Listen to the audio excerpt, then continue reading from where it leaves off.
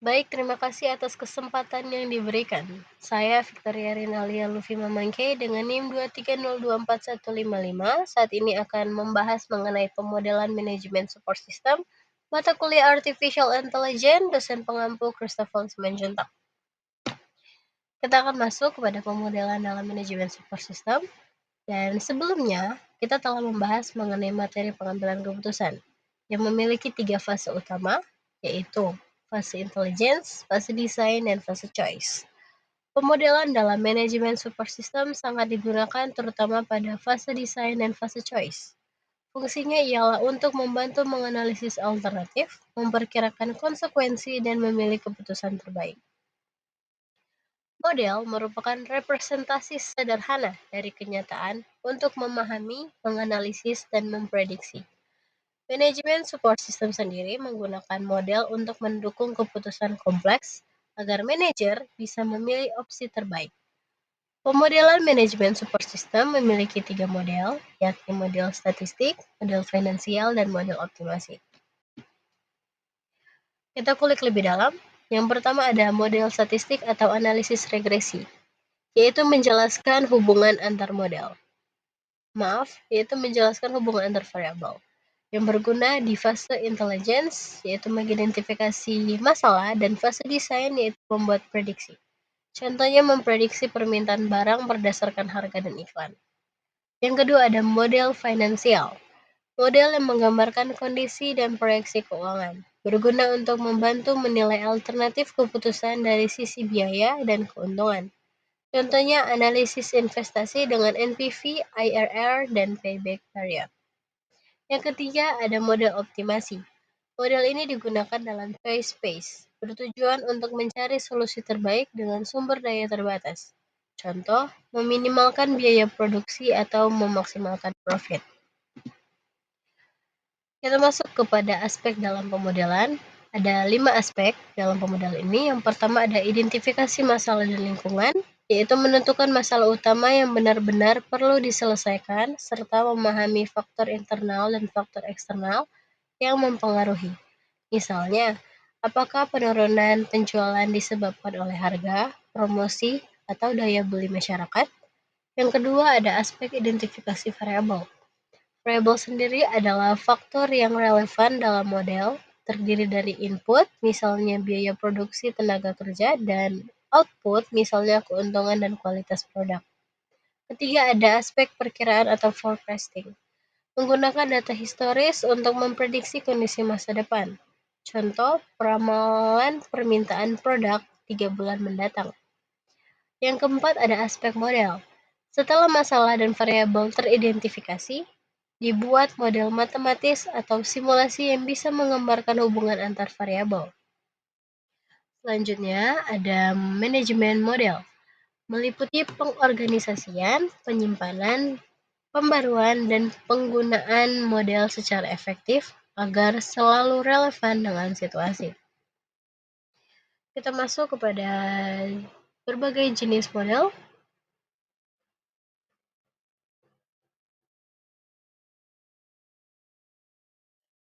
Kita akan masuk kepada berbagai jenis model dalam pemodelan manajemen support system. Yang pertama ada optimalisasi masalah dengan sedikit alternatif.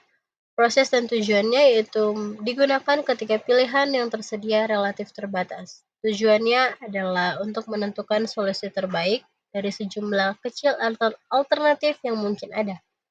Teknik representatifnya yaitu tabel keputusan menyajikan alternatif dan hasil dalam bentuk tabel, dan pohon keputusan yaitu memvisualisasikan pilihan dan konsekuensinya. Contohnya, memilih vendor terbaik dari 3 pilihan dengan kriteria harga dan kualitas. Yang kedua, ada optimalisasi via algoritma. Proses dan tujuannya yaitu menemukan solusi terbaik dari jumlah alternatif yang banyak. Dengan pendekatan langkah demi langkah menggunakan algoritma matematis. Teknik representatifnya yaitu model pemrograman matematika seperti linear dan non-linear, serta juga teknik model jaringan. Contoh, menentukan rute transportasi paling efisien untuk distribusi barang. Yang ketiga ada optimalisasi via rumusan analitik. Proses yang tujuannya menghasilkan solusi terbaik hanya dengan menggunakan satu rumus matematis, tanpa perlu banyak iterasi. Teknik representatifnya yaitu model inventory. Contoh menentukan jumlah pemesanan optimal dengan menggunakan rumus AOQ atau Economic Order Quantity. Yang keempat ada simulasi. Proses dan tujuannya yaitu mencoba berbagai alternatif melalui eksperimen untuk mendapatkan solusi yang cukup baik atau terbaik. Teknik representatifnya yaitu simulasi Monte Carlo dan simulasi sistem antrian. Contohnya, simulasi lalu lintas untuk menentukan pola lampu merah terbaik. Yang kelima ada heuristik. Proses dan tujuannya yaitu mencari solusi yang cukup baik menggunakan aturan praktis, rules of thumb, tidak terlalu optimal tetapi cepat diperoleh. Teknik representatifnya pemrograman heuristik dan sistem pakar. Contohnya menentukan jadwal ujian dengan aturan sederhana untuk mengurangi bentrok. Keenam ada model prediktif. Proses dan tujuannya untuk memprediksi masa depan berdasarkan data historis atau skenario tertentu. Tekniknya yaitu model forecasting dan analisis Markov. Contoh seperti prediksi penjualan tahun depan berdasarkan tren 5 tahun terakhir. Dan yang terakhir ada model lainnya. Proses tujuannya memecahkan kasus bagaimana jika atau what if analisis dengan perhitungan matematis sederhana. Tekniknya pemodelan keuangan dan weighting lines atau teori antrian seperti menghitung dampak kenaikan harga saham, menghitung dampak kenaikan harga bahan baku terhadap laba perusahaan. Kita masuk kepada jenis model yang sesungguhnya. Terdapat dua model, yaitu model statis, menggambarkan kondisi pada suatu titik waktu atau snapshot, misalnya laporan keuangan perusahaan tahun 2024. Kemudian model yang kedua ada model dinamis, menggambarkan perubahan variabel dari waktu ke waktu, misalnya simulasi pertumbuhan pasar selama 5 tahun. Kita masuk kepada keputusan, kepastian, ketidakpastian, dan risiko. Yang pertama ada kepastian, yaitu semua informasi tersedia namun hasil dapat diprediksi dengan tepat. Sedangkan ketidakpastian, informasi kurang lengkap dan hasil sulit diprediksi.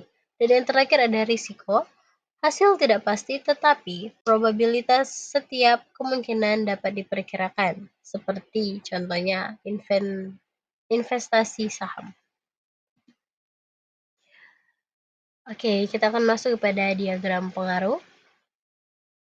Kita bisa melihat dari gambar di sebelah, ada keputusan investasi dan kondisi pasar, kemudian ada keuntungan. Ini merupakan contohnya. Nah, kita akan masuk kepada pembahasannya. Diagram pengaruh digunakan untuk menggambarkan hubungan antar variabel keputusan, ketidakpastian, dan hasil. Diagram pengaruh juga membantu visualisasi proses pengambilan keputusan, memiliki komponen utama seperti not keputusan, not peluang, dan not hasil. Kita akan menganalisis keputusan dengan sedikit alternatif. Yang pertama bisa melalui tabel keputusan, yaitu dengan menyajikan alternatif dan hasil yang mungkin terjadi dalam bentuk matriks. Yang kedua, kita analisis dengan pohon keputusan, yaitu representatifnya grafis bercabang yang menunjukkan berbagai alternatif, probabilitas, dan konsekuensi yang mungkin terjadi. Dan di sini ada struktur umum model kuantitatif. Sebuah model kuantitatif terdiri dari 4 struktur, yaitu input, mencakup data dan variabel. Kedua ada proses, mencakup fungsi matematis dan atau algoritma.